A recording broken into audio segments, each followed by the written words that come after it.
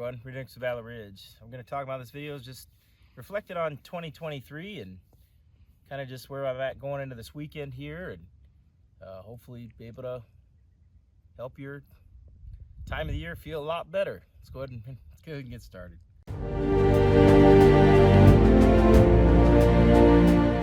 You look back on 2023 and all the things that happened with it, and there's always going to be a topsy-turvy things, and the news cycle's always gonna do what it does, and it's designed to make you feel anxious, and it's designed to always make you think there's a crisis, and it's designed to think, oh, everything's screwed up, and there's certainly quite a few things that are.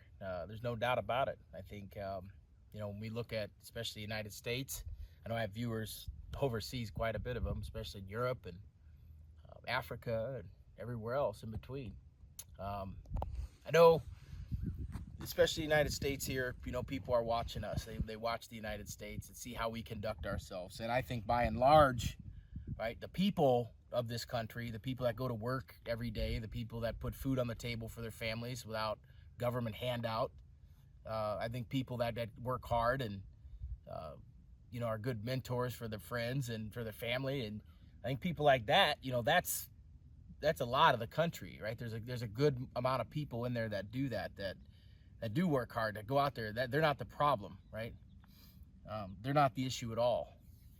So the whole world's watching the United States, how we conduct ourselves. A lot of people around the world, like we are still an inspiration. I know this because people send me messages. I know this because people send me emails.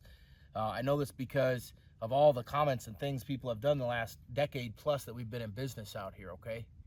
So I know that there are a lot of people out there that are watching how the United States conduct itself. So by and large, the people that go to work every day, people that do what they're supposed to do, the real protectors of this nation, they're doing everything right. They're doing what they're supposed to be doing. But it's a lot of imbeciles that are,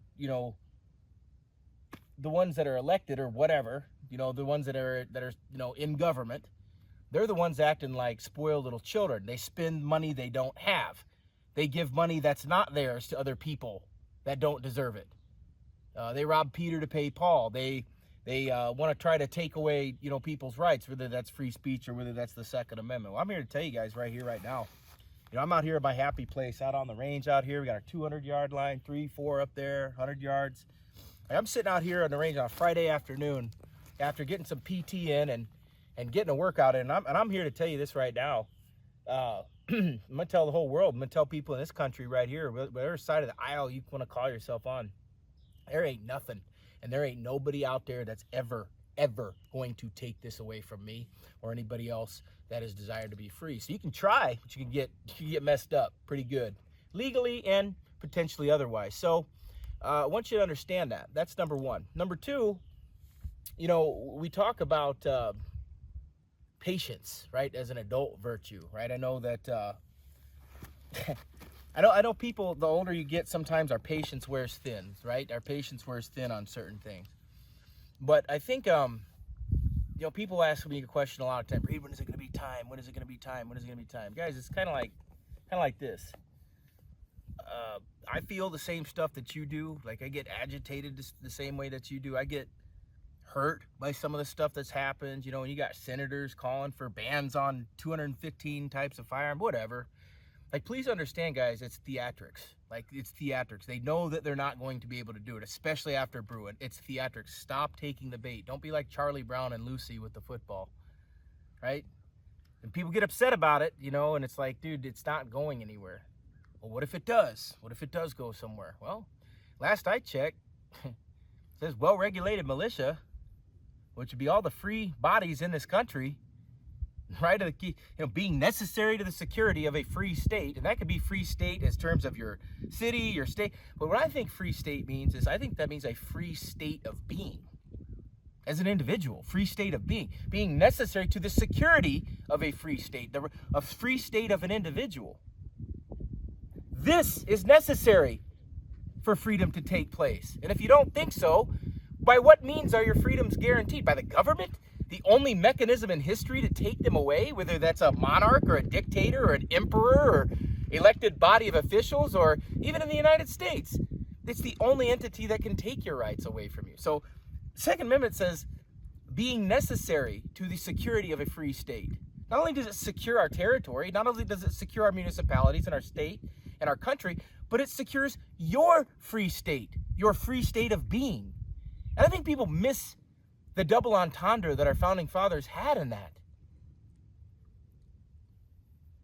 You know, the older I get, man, and I'm not that old, but I mean, I'm certainly older than I was like as a child, you know. I mean, the older that I get, and I realize something, that this whole go along, get along attitude that was so prevalent with the people that raised me, and, you know, they raised them, and this whole go along, get along attitude really hasn't gotten us anywhere. It's gotten us to the part where, you know, over one quarter of the population is dependent on government. It's gotten us to the point where everything and everyone's okay, and if you're okay, I'm okay, and that's okay. You know, and it's like, well, no, not all cultures are equal at all. Not all ideas are equal either. All people are, but not all ideas are, and not all cultures are. I want to make that very clear. I believe right here, right now, you know, that certainly this country is not what it could be. It's certainly not all is lost. It's certainly not the sky is falling. I don't fall into that crap. I don't, you know, use fear to, you know, motivate people in that. I hated it when people tried it on me, and I sure as hell would never do that to other people. So that's the thing. People ask all the time, why are you not afraid? Like, well, I'll tell you why I'm not afraid. Like, number one, like, we have the complete capability to defend what we have and who we are. Like, that's number one. Number two, we've got the ability to do that at any time that we so choose. And number three, I just don't think that the news cycle is a reality. I don't think it's a reflection on reality. I think the news cycle is WWF, WWE now. Let's just say WCW, okay? I know you Southern guys a little what I'm talking about there. Being that we're in Tennessee, quite apropos. But, you know, what I'm looking at here, folks, on reflections on this year, almost all the news stories are about how there's these threat to freedom. But if you stop and that's all you focus on, I think you miss sight of the forest for the trees. Look at all the stuff that's happened out there when it comes to concealed carry. Look at all the stuff that's come out there when you have people putting injunctions and permanent restraining orders on government. Look at all the stuff that's out there that I look at a future and I see possibilities of success rather than this doom and gloom stuff. That stuff's been around my whole life. Can you imagine if we would have believed every story that would have been passed on to us? Remember the terror level on Fox News? Remember that in like 2001, 2000? Terror elevated. It's been that way for like 21 years. 22 now. Almost 23 going into 2024. Remember that? Like it's all a game, man. And when I look at people out there, no matter what age that you are, the one thing I want you to utilize going into the weekend is this. You have agency in your own life, right? You have more agency in your personal life than any government agency has over yours. And the other thing is this. Influence the things in your sphere that you can with the people that's in your life, your family, your friends, your neighbors, your community. Influence them. Talk about the important stuff, man. You guys would be shocked at how many people have no idea what the Second Amendment is. You'll be shocked at how many people can't even name the 5 rights guaranteed under your First Amendment. Maybe you can't. Don't look it up. Don't cheat. Actually write them down and see how you did. And there's just this level, and whether it's on purpose or malicious or just inadvertent, that people don't know this stuff anymore. I don't know. I know public schools is cesspool. I know college anymore is an absolute child abuse. And, you know, you look at some of those ideas coming out, but their ideas don't win, which is why they try to stifle people's free speech. They know their ideas are a losing cause and have been a losing cause, and they hold no water whatsoever intellectually. But I'll tell you guys, I'm resolved, you know, for the rest of my life. I'm surely resolved that this is going to remain a country that people want to come to. This is going to remain a country where I will want to live. This is going to remain a country where I can go out and do my practice and training with an AR, AK, whatever the hell that you want to use, because that is the United States. And don't feed into the fear. Don't feed into the negativity and all that stuff. And I'm not this, everything's perfect and great. I'm not that guy. But that's why I'm also going out and doing PT and practicing my shooting and lifting weights and boning up on my Patrick Henry, you know, stuff like that. That's why I'm doing that stuff, because I acknowledge that there are people out there that would gladly try to strip our freedom. I said try. I hate it when people say, this will be the end of the Second Amendment. How can you end something God gave you and existed before? Like, the right to keep and bear arms existed before the Second Amendment. It existed before the United States. It's a natural right. Therefore, how can anybody just, like, take that away from you? Like, you insult him, you really insult me. So you just look at it from an objective standpoint, right? And look at it from a passionate one at times when it's required. Look at it from life. The only reason that we're here, is because we're endowed by our Creator, right? Life, liberty, pursuit of happiness. I talk about it all the time. I really wish people would look at natural rights, natural law. People would look at Blackstone's commentaries on the law of England. I wish they would look at Montesquieu's Spirit of Laws. I wish they would look at Frederick Bastiat on economics. I wish they would look at all the people that helped ideas in this country and made it the most prosperous nation in the world, without equal, without exception. And now you got intellectuals in the Ivy League saying, oh, those guys are stupid. They don't know what they're talking about. Well, I do know this, that nobody's going to be talking about those professors at Princeton.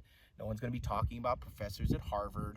No one's going to be talking about Yale or Brown or any of those other hoity-toity douchebag centrals. No one's going to be talking about them in 100 and 200 years. I know I certainly won't be. I know that I know in a very long time that they're largely making themselves irrelevant with their stupidity. Thomas Sowell, one of my favorite professors of all time, a guy actually has common sense. He said that socialism has a record of failure so abysmal that only an intellectual could believe it could succeed. And that about sums up our intellectual climate here in the United States right about now. And I'll leave you with that one. I hope you're smiling. Take care, everybody. Have a wonderful weekend. This is Reid, Henrichs, Valor, reminding you the lesson we learned are written on the tombstones of others. We'll see you on the ridge.